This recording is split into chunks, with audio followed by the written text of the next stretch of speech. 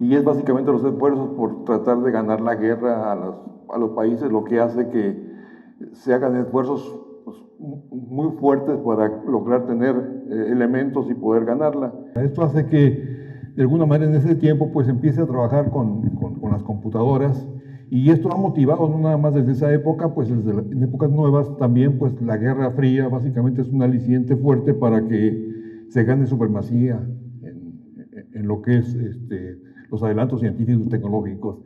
Y la Guerra Fría hace que si bien es cierto los desarrollos no se den a la par en todos los países que son contrincantes, sí se den en ciertas regiones, y el tráfico de talento se dio muy comúnmente desde toda Europa. Básicamente se ve el talento en los que fueron los 60s, los 70s, los 80s de Europa hacia Estados Unidos, y también de los países del este, como era Rusia, como eran los países de la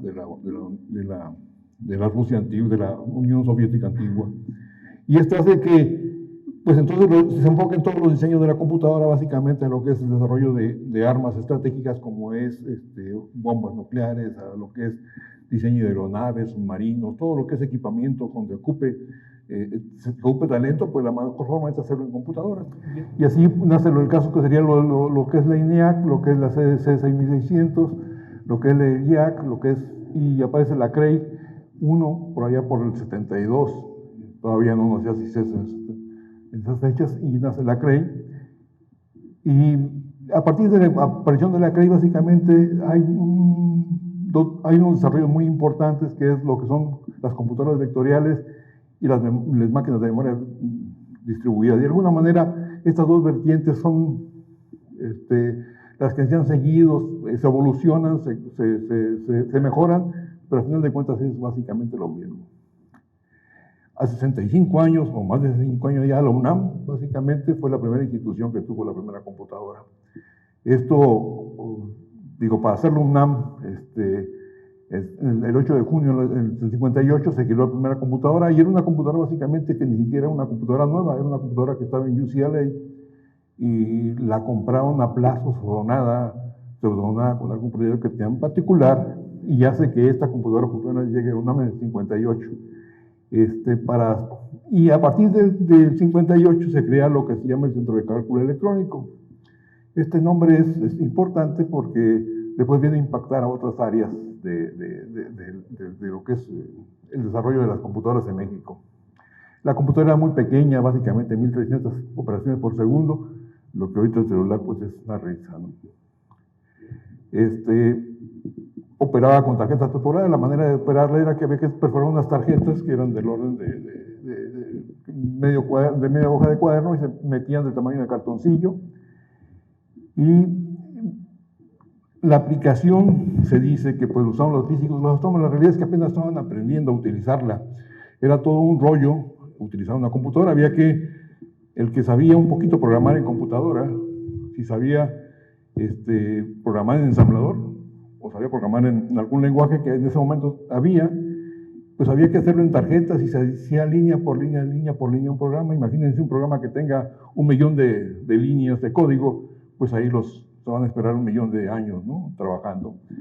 Entonces, el operar en las computadoras era, ustedes llegaban hacían su programa a mano, lo codificaban, lo llevaban al centro de cómputo o de cálculo electrónico, y había unas perforistas ahí que se encargaban de perforarlo, se lo regresaban, ya regresado, lo corrían en la computadora. Si fallaba, les daban un listado, y ustedes hacían y corregían. Volvían a mandarlo, era un toma y daca, y a la penúltima, si nada vez, ya le atinaron, el programa quedó bien, entonces ya corría.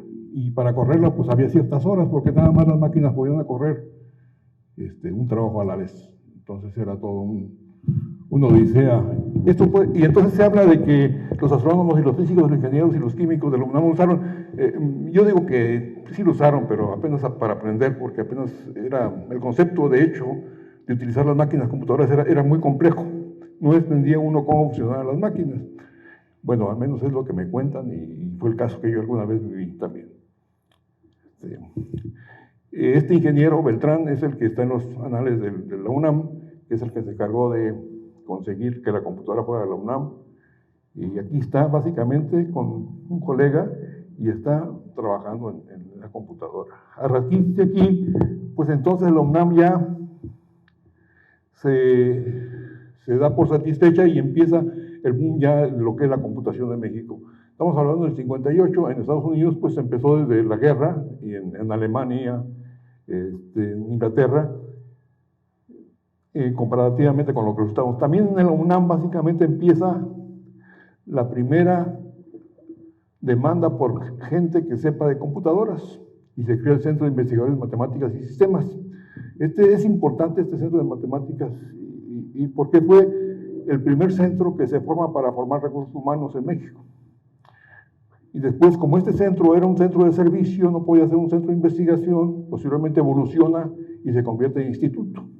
Y el instituto sí podría hacer investigación en el área de la informática y de los sistemas, y entonces se crea también lo que es la Dirección General de Servicios de Cómputo, que era de GESCA, y esta se encargaba ya de dar servicios de computación a todo lo que era la universidad.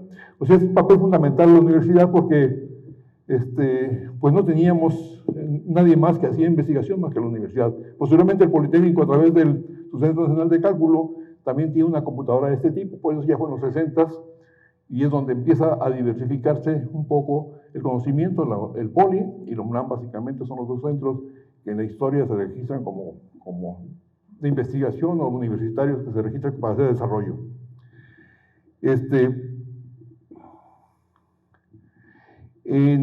También en el 89, la UNAM es la primera en que se conecta a la red nacional a la red de Internet internacional de Estados Unidos, básicamente con antenas parabólicas. Una se sitúa en la Ciudad de México y otra se sitúa aquí en Ensenada. Y aquí en Ensenada, la situarse en Ensenada, obviamente que básicamente era estar en el Instituto de Astronomía, allí está una base CICES, y era conectarse propiamente con fibra óptica. Nos conectamos, hicimos todo lo necesario para conectarnos. Entonces las ciudades que están a la vez que se hizo la Internet en México, básicamente por satélite de las redes americanas, fuimos la UNAM y CICES.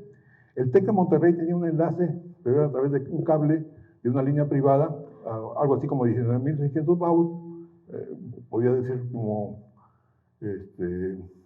relativamente muy lento, ¿no? 1600 es un poquito, y él se conectaba a la Universidad de Austin. Eso es lo que se comenta, pero yo recuerdo que en ese tiempo nosotros teníamos ya acceso a San Diego, a la Universidad de California, a San Diego, por líneas conmutadas, y nos conectábamos eventualmente con una o dos terminales para tener algo y estar sondeando un poquito el correo electrónico que había, que nos mandaban, que empezaba ya a ser una tecnología que era de trabajarse. La de GESCA que comento es la primera institución de la UNAM que da servicios, y entonces en 1972 convocan a toda la comunidad nacional académica a que discutiéramos qué computadora debería tener México, pues porque esta es la universidad del país, no es la Universidad Autónoma de México, sí, pero es la Universidad Nacional, donde básicamente iba a compartir todos sus recursos con los demás académicos o universitarios. Víctor Guerra es el responsable de esto. Todavía vive Víctor y se mantiene de repente por ahí trabajando. Y él hace la propuesta. Yo me acuerdo que estábamos en un auditorio en Ciudad Universitaria y nos presentaban los datos del rendimiento de una NEC comparado con la CREI, y básicamente le sacaba un poquito de ventaja a la NEC a la CREI, pero al final se deciden, me imagino que por aspectos políticos también, se decide que va a ser la CREI, y se adquiere la CREI esta, que es la CREI-YMP. Esta CREI básicamente es la primera supercomputadora, y a partir de ese momento realmente se empieza a hacer el cómputo o supercómputo de México con máquinas grandotas, no con supercomputadoras, no con máquinas pequeñas. Decían que era para la comunidad nacional académica, pero conectarse a la Ciudad de México y mandar datos y traer datos, pues era imposible. O sea, ustedes se comunicaban, no sé, a 100, imagínense, 100 caracteres por segundo. Pues ¿cuándo iban a mandar 1 millón de datos para correr sus programas, no? Entonces, ¿qué hacía uno de repente? Bueno, lo que hacía era que grababas en tus computadoras locales en cinta magnética, te la llevabas a la Ciudad de México. En la Ciudad de México lo que hacías era, lo montabas y ya la corrías. Si todo sería bien, pues entonces te regresabas y ya traías tus resultados. Si no, pues era estarse un rato en México, volverse, irse. Era muy imposible. Básicamente, alternativas que teníamos, obviamente, pues sí las teníamos, porque siempre hemos tenido mucha colaboración con los americanos, y entonces pues aprovechamos ese lado de los americanos. Pero esto es fundamental, esto es un dato importante de lo que es. Pero ¿qué era CICES?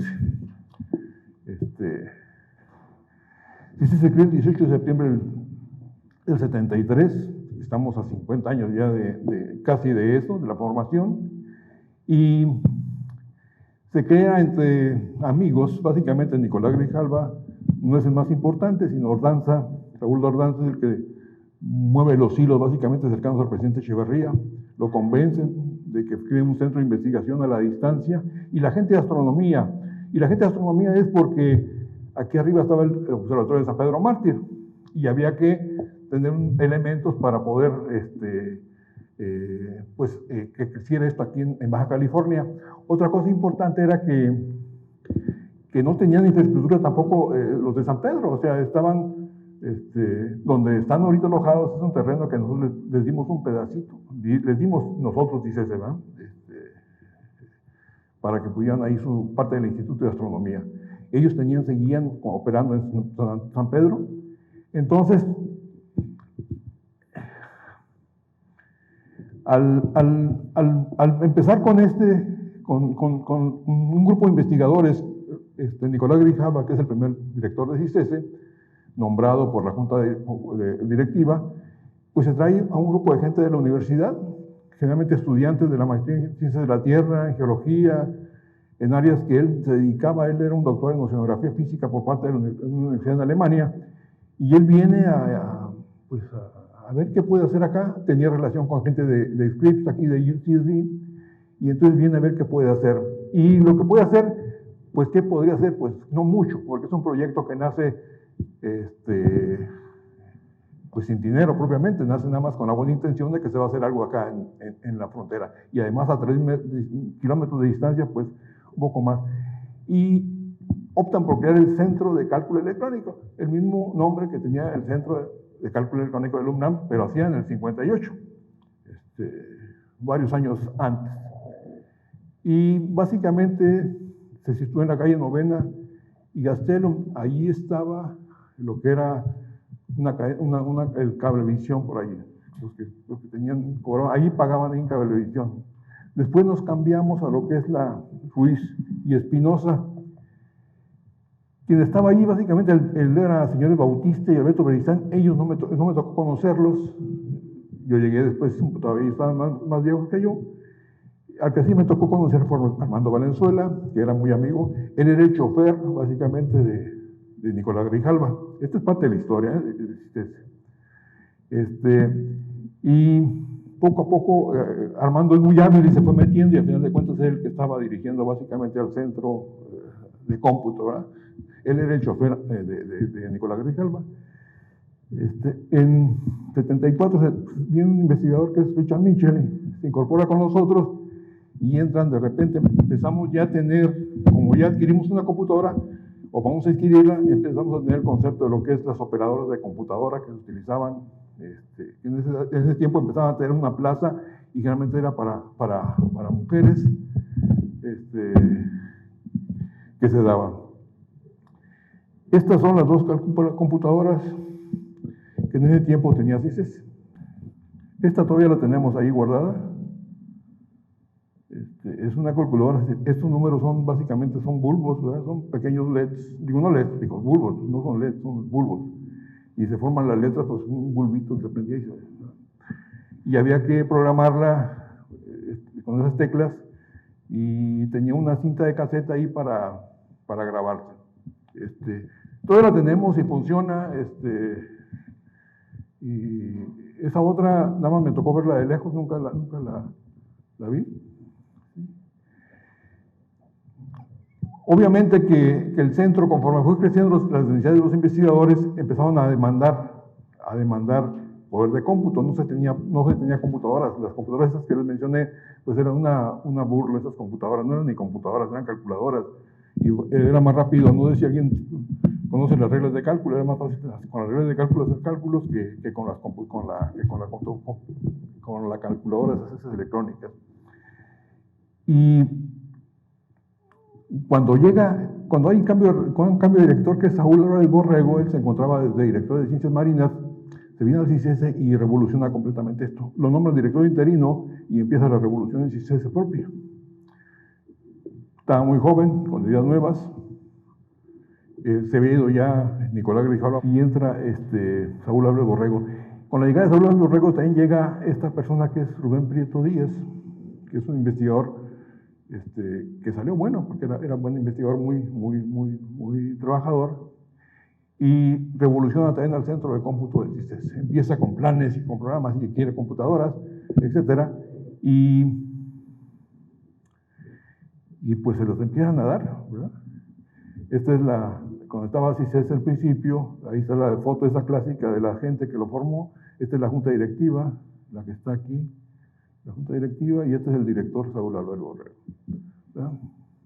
La primera y segunda computadora de CICESE.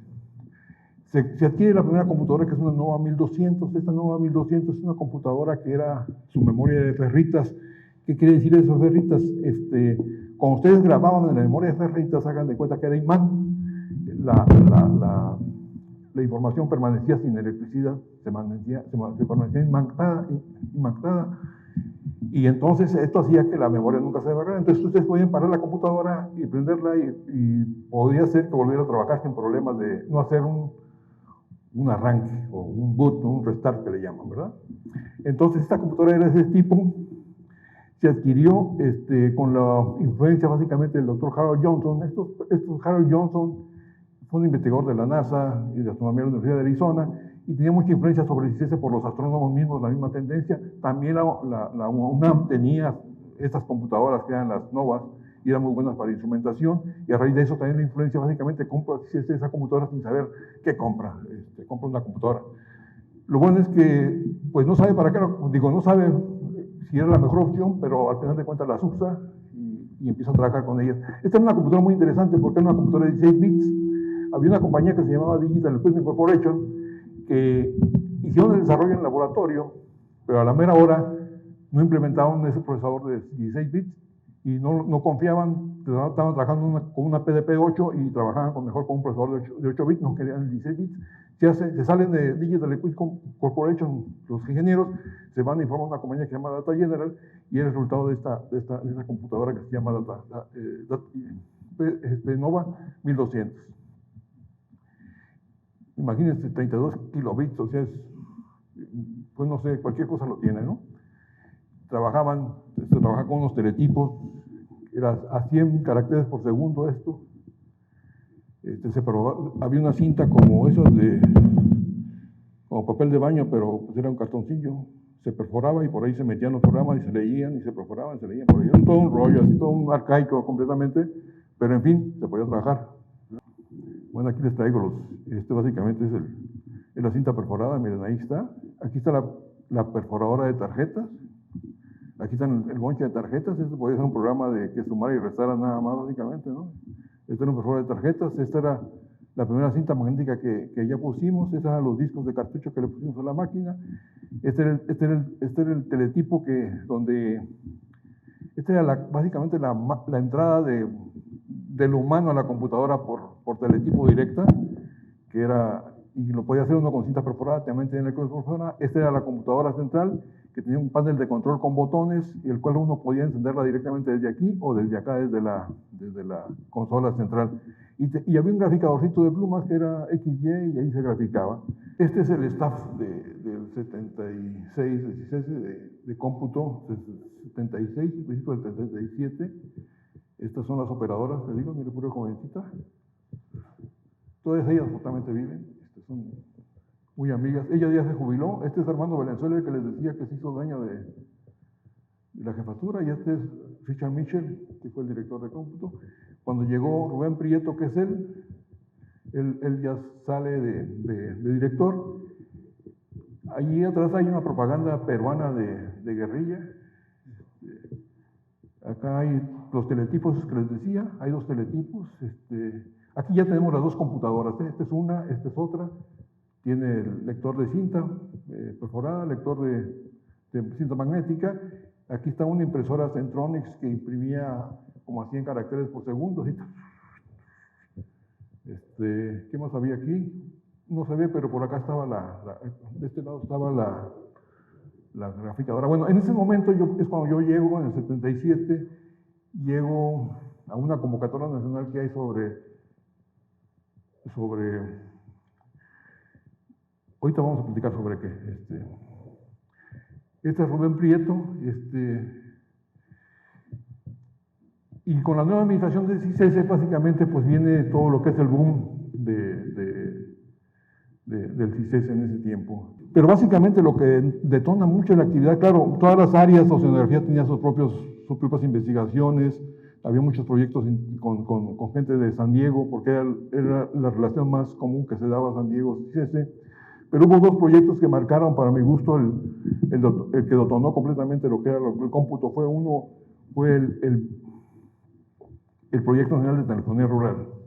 Este proyecto, de hecho, yo vengo a CICESE en base a una convocatoria de ellos, porque necesitaban gente que supiera programar y gente que supiera cosas de graficación, porque había que crear los planes y programas de la telefonía rural para México. Telefonía rural, estamos hablando de comunidades de unas 1.500 personas que pudieran ser comunicadas por teléfono o por cualquier otro medio, pero ser comunicadas al país. Jorge Valerdi, que era el director de ese tiempo bueno, era el director del proyecto, pero él fue subdirector de telecomunicaciones rurales de la DSCT, y en base a eso, cuando sale de DSCT, se viene a Ensenada como investigador y se trae pues un portafolio de proyectos, y uno de esos proyectos grandes era este. No les miento, pero yo creo que fácilmente se han de haber sacado gráficas por unos 100 kilómetros o 500 kilómetros de pruebas gráficas. Y era cada comunidad del país que tuviera 1.500 personas tenía que ser comunicado de una forma o de otra. Y el problema de México es la orografía que tiene. Tiene ríos, tiene montañas, tiene la Sierra Madres, es imposible ir de un punto a otro. Es más, se van ustedes de aquí a San Antonio, ya no pueden comunicarse por orografía. Entonces, en aquel tiempo era imposible, pero era un proyecto muy ambicioso que quería que estuviera en el país. La comunicación que había en ese momento nada más era microondas, y eso era porque se tenía todavía la red de microondas cuando fueron las Olimpiadas de 1968, pero ya para el 78 pues ya era una cosa obsoleta, propiamente. Y el otro proyecto importante fue la red sismológica del noroeste. Este es un proyecto que no sé cómo, en paz descanse, Alfonso Reyes, acaba de morir hace poco, consigue hacerlo con los americanos. La idea es que era poner una red de sensores digitales, y entiéndase por la barra digital de modernidad, en todo lo que era pues este laboratorio de Cerro Prieto, todo lo que es la Baja California. La UNAM se iba a encargar básicamente de todo lo que era la red abajo de Sonora, y el CICESE se iba a encargar de toda la red sismológica del noroeste. Y como saben, CICESE es un laboratorio nacional de sismos, pues aquí tiembla diario, y entonces se le da la idea de hacer un proyecto de digital. Y digital era cuando no existían ni sismómetros digitales, existían de tambores que se quemaban con humo, y había una aguja que los marcaba, y había gente que leía, especialmente era técnico en lectura de estos pues huellas de sismómetros, ¿no? Y se dan el lujo de hacer el proyecto ese, pues imposible, porque había que hacer la tecnología de sensores que eran los sismógrafos digitales. Mandar la señal, por ejemplo, de lo que era Cerro Prieto, Mexicali, a Ensenada, donde no hay comunicaciones. Entonces había que mandar señal digital básicamente a través de pues algún puntos de vista que se pudieran hacer. Y otra cosa importante también era que como ya teníamos computadora, pues había que producir los datos en la computadora, si no, no servía de nada. ¿Para qué sirve tener nada más los históricos ahí? Bueno, ahorita sí sirve tener la historia, tener los datos de cualquier cosa sirve, porque además es un gran negocio en este momento, ¿no? El mundo. Y estos dos proyectos para mí cambian completamente lo que es, porque involucran a mucha gente que, por ejemplo, la física aplicada, que eran electrónicos, que trabajaban mucho con microprocesadores, que trabajaban mucho con microondas, se involucran en parte de estos proyectos. En el caso de oceanología era bastante diferente porque ellos tenían mucha relación con San Diego, entonces básicamente trabajar aquí o trabajar en San Diego era lo mismo para ellos, no tenía tanto problema. Ahora, que usaban nuestras computadoras, sí, las usaban mucho nuestras computadoras. De hecho, para utilizar en Nova había una lista así de calendario, de decir, a ver, media hora, fulano dando mangano, y eran 24 horas al día. No paraban las computadoras porque pues no había más tiempo, porque las dos computadoras, dos terminales, y eran nada más dos trabajos que se podían hacer. Entonces, imagínense, 24, 48 trabajos nada más se podían hacer al día en las dos computadoras. Era todo un dilema. Este era el problema de las comunicaciones, comunicar todas las regiones estas pequeñas que tuvieran el país. Este de Alfonso Reyes, con Jim Broom, cuando era estudiante o estaba en la universidad, que estaba empezando a estudiar. Este es un sismólogo muy famoso en todo el mundo. Y este es Jorge Valerdi. Y ya no lo había visto yo, Jorge Valerdi, y ahora que iba a la plática dije, ¿dónde andará Jorge Valerdi? Pues está en San Diego, y este es su hijo. Y su hija trabaja ahora para SpaceX. También anda en comunicaciones satelitales como fue San Diego. Bueno, a raíz de este proyecto, México pensó en los satélites, en comunicar al país en satélites. Nunca más se había pensado. Toda la tecnología que había era tecnología de postes, de microondas, de radios. Pero el proyecto demandó, al final una de las conclusiones era que ocupábamos satélites. Y en el gobierno de López Portillo se adquiere el primer satélite, que es el sistema Morelos de satélites. Y entonces ya tuvimos la capacidad de poder comunicar a todas las regiones del país. Claro, no costaban 20 centavos cada una estación terrena, tenían su costo, entonces el impacto no fue como deseábamos, pero eso fue una tecnología que básicamente impactó sí muy fuerte. En este momento también el proyecto se mandaba mucha gente. Manuel de la Parra es el compañero que está aquí. Lo traemos para el departamento del Centro de Cálculo Electrónico. Y yo también me incorporo posteriormente a él, y también se incorpora, aquí estoy yo, Salvador, también se incorpora un investigador que se llama Hugo Stru, y él básicamente cambia el pensar de nosotros, de muchos de nosotros, porque es una persona que viene del CERN, y básicamente, imagínense, era alumno de un premio Nobel que era Bellman del CERN. Era un tipo muy brillante. Entonces nos empieza a dar pues todo lo que es la computación, que se hace con computación, que no se puede hacer con computación, nos da clases en CICESE, detona muchas actividades que nunca pensábamos que era cómo se come la computación, pues nos enseñó el señor este. Y aquí estamos. Él básicamente, bueno, es más, traía un modelo de su profesor que hizo con un profesor que se llama StrongChip. Ese es el primer programa que resuelve ecuaciones algebraicamente. Lo que hace ahorita un programa que se llama Matemática, no sé si por ahí lo han oído hablar, pero eso es lo que hace. Y él va y lo instala en la Universidad de Stanford, estando aquí en la estancia de CICESE. O sea, era un señor. Ese señor se vino a trabajar en CICESE porque había en CICESE una bahía donde se podía velear. Entonces, para él era fundamental usar su velero cada fin de semana. Entonces Hugo y él se encarga básicamente de toda el desarrollo del proyecto de telecomunicaciones del área de cómputo. Él coordina todos los programas. Es que el proyecto básicamente era el programa de cómputo, pues el sistema de cómputo, un programa muy grande que se adapta aquí a México. Él es Hugo Stru. Ahorita está todavía, bueno, esta persona dura 2 o 3 años aquí. Después la compañía que hace las computadoras nuevas que íbamos a comprar se va a trabajar a investigación y desarrollo de esas compañías. Era un brillante, es un hombre brillante, ¿verdad? Entonces, la nueva computadora, este mismo proyecto ya no era posible correrlo en las novas, pues porque les dije, había que sacar cientos y cientos de resultados y que fuera rápido. Entonces se adquiere una computadora que es una Prime. Esta computadora era una computadora experimental propiamente cuando la compramos. Todavía cuando la compramos, la computadora ustedes la abrían y el CPU estaba alambrado con cables. O sea, se veían los cables ahí que estaban hilada por dentro con cables. Era experimental, de haber sido la 1 o 2 computadoras que salió del mercado, que la compramos nosotros. ¿Y cómo se compra? Bueno, pues si empiezas una investigación de mercado, ¿qué se puede comprar en un momento dado con el dinero que tienes?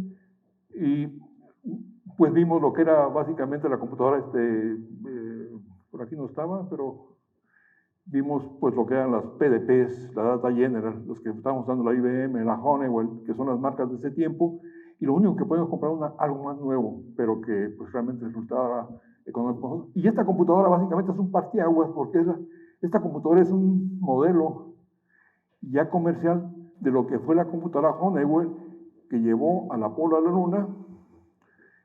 Entonces, quien hizo esta computadora es un doctor que se llama Poduska. Bueno, fue uno de los socios iniciados porque él tenía la tecnología y además pues había socios financieros. Y él hace esta computadora y la importancia de esta computadora es que esa computadora por primera vez maneja el concepto de memoria virtual. Es decir, no importa tener una memoria chica cuando puedo virtualizar y hacer que en lugar de esa memoria chica parezca que es una memoria muy grande y poder utilizar a muchos usuarios a la vez que usen esa memoria, pero a la vez que vean que para todos es esa misma memoria. Imagínense, 64 usuarios que tienen una memoria de 100, pues multiplicarla por 64, pues serían 64,000, es lo que ve el usuario virtualmente. Claro, hay manera de coordinarse para no atascarse, que cada quien se pelee por un pedazo, ¿verdad? Hay una especie de semáforo donde digas, tú párate, yo lo uso, tú detente, yo paro. Es más, es un concepto de coordinación de procesos, lo que es semáforos. Y esta computadora trae este sistema operativo que se llama Multics. Este sistema operativo de Multics se desarrolló en MIT como el producto de avanzada a finales de los 60. Aquí estamos hablando de 76, que es la primera implementación del Multics en cosas comerciales. Y el sistema se llama Primos. Y aquí lo que ellos argumentaban, y por eso se llama también Prime, porque decían, aquí el software fue primero y después hicimos el hardware, luego sí hicimos la maquinaria. Primero hicimos el software y después hicimos la maquinaria. Por eso se llama Primos y por eso se llama la computadora, se llama Prime. Este señor está en un iluminado, ¿verdad? Nuestra computadora la compramos nada más con Fortran. Fortran, para los que no sepan, pues es el lenguaje utilizado por los científicos, por los que hacen ingeniería. Es un lenguaje de programación. Ahorita en día muchos creían que había desaparecido, pero hoy en día la mayoría de los modelos matemáticos, cualquier modelo que está se utiliza programación Fortran. Y muchos dicen, es que ya no, el Fortran ya no va a salir. Pues no, es un lenguaje arcaico que nació en el 58 por allá, pero que sigue vigente y más que nunca ahorita en todo lo que es la academia. Es un lenguaje. Entonces, nuestro gran problema era que pues ya tenemos computadora, hay que hacer la nómina, porque es importante que paguen cada quincena. Si no se trabaja, entonces pues hay que hacer la computadora. Esta es de las pocas versiones de nómina que hay en Fortran. Y la diseñamos y ya contratamos a alguien que la implementara en la computadora. Porque pues además nosotros ni tenemos tiempo de implementarla porque pues estamos trabajando con los proyectos estos que comentaba de telecomunicaciones y demás proyectos que teníamos. Había un área que teníamos en física aplicada, pues no tenía computadoras y había gente que usaba las computadoras. Entonces pues usar tecnología de ese momento, que era comunicarse por línea privada, comunicarse por línea allá. ¿Cómo lo hacemos? ¿Quién sabe cómo se haga? Pues ni Telnor sabía. En ese Telnor es Telmex ahorita. Entonces, descubrimos que había modems, empezamos a utilizarlos y empezamos a comunicarnos, pero había que comunicarse una terminal, dos terminales. Entonces también nos dimos a la tarea de investigar. Salió otra tecnología que se llama multiplexión, es decir, sobre un canal empaquetas a muchas señales de diferentes gentes, nada más las etiquetas, como es ahorita en fibra óptica, que le ponen colores y por un mismo ducto pueden mandar cientos de señales. Más o menos era parecido a esto, nada más que era pues, más primitivo, por supuesto. De repente empezó a subir el nivel de agua. Entonces teníamos el proyecto de comunicaciones y estaba ahí el investigador principal. Y en ese momento decidimos desconectar todo y subir al segundo piso. Y diseñamos estas mesas para subir la computadora. Entonces, mesas por aquí así, muy fuertes. Entonces le decían a la computadora, una computadora de alto nivel, high level computer, ¿no? Porque estaba para arriba de un... Bueno, ahí lo pusieron los americanos.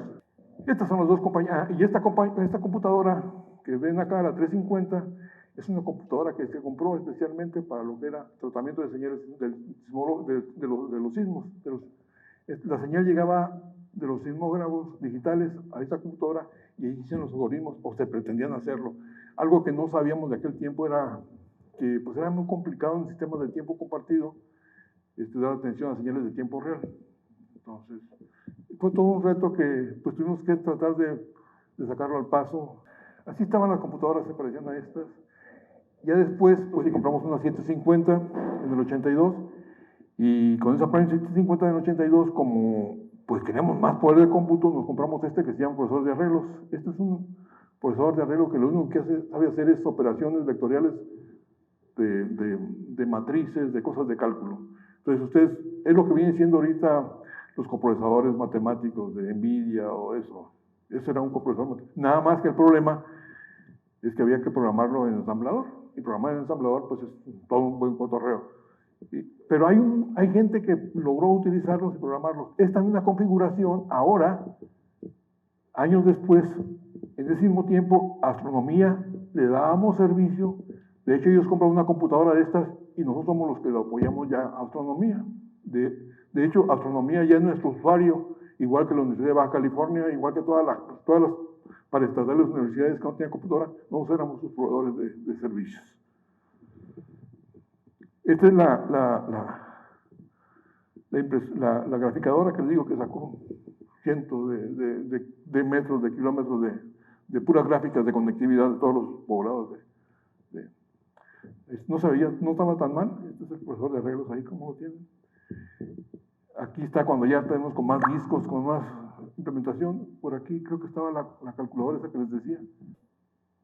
Viene la crisis fuerte del 82, todo se evalúa y me dice, ya me habla el director, me dice, ¿sabes qué? Saber cómo le haces los $80,000 que te dan para el mantenimiento, no hay dólares, no hay, con trabajo no va a haber pesos. Pues sí, de repente se fue como a 100 casi el peso. Dices, a ver cómo le haces, ¿qué hacemos? Pues a ver qué hace, inventa. Entonces creamos el departamento de mantenimiento, y a raíz de allí nosotros nos hicimos autosuficientes en lo que era mantenimiento de computadoras. Claro, entrenamos gente, hicimos una serie de cosas, pero ya no dependimos de lo que era la compañía que nos daba servicios. Y poco después, las computadoras se hicieron viejas y compramos estas, como lo hizo la UNAM con la IBM, ¿verdad? A mitad de precio con alguna universidad nos las vendieron, y eran unas supercomputadoras grandototas y muy rápidas. Estos trabajaban con optoelectrónica, las conectividades eran muy buenas. Después, también se agota la capacidad y nos vamos a lo que son las super minis. Nos llega un origen. Yo fui a Palo Alto a correr, teníamos dinero para poner una computadora, fui a Palo Alto para probar como 4 o 5 computadoras y decidí que iba a ser otra marca, pero de repente nos llega esa computadora ya regalada. Bueno, en ese tiempo México compró como 15 o 10 computadoras de estas Silicon Graphics. Era una tecnología fantástica, ¿eh? No es que sea mala tecnología, de hecho innovó muchas cosas, todo lo que era gráficas, todo lo que era realidad virtual, o lo que dicen ahorita realidad aumentada, todo esto eran expertos ellos, trabajaba con Unix, y teníamos esta computadora, nos llegó esta computadora de CONACYT, con estaciones de trabajo que eran era una preciosidad de máquina. En el 84 se inventa lo que es la Workstation. La inventó el director el mismo que hizo las Prime Computer, que se llama el doctor Poduska. Poduska era un genio, además que era asesor del Senado de Tecnología de los Estados Unidos, entonces tiene un poder muy fuerte.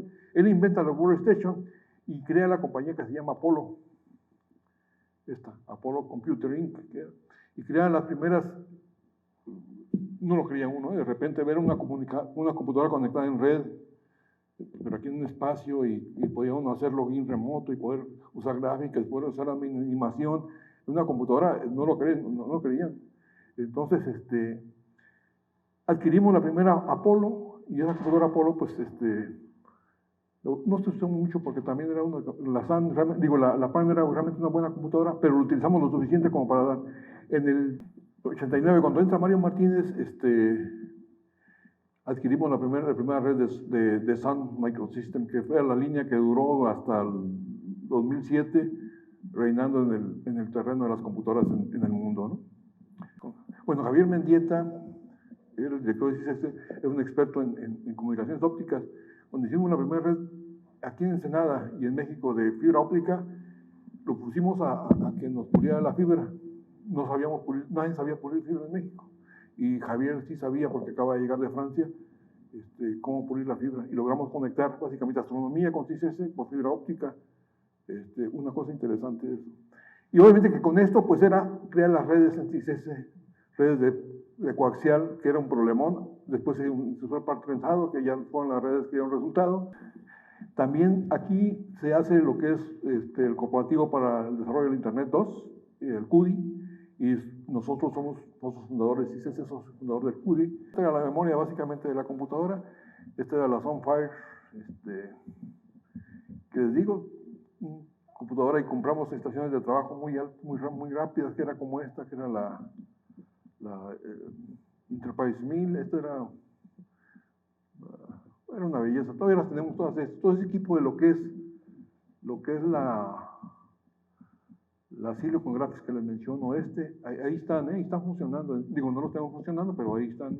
La idea es que hagamos una especie de museo. Pues Raúl Azas regresa de su maestría y se hace los nombres director de telemática.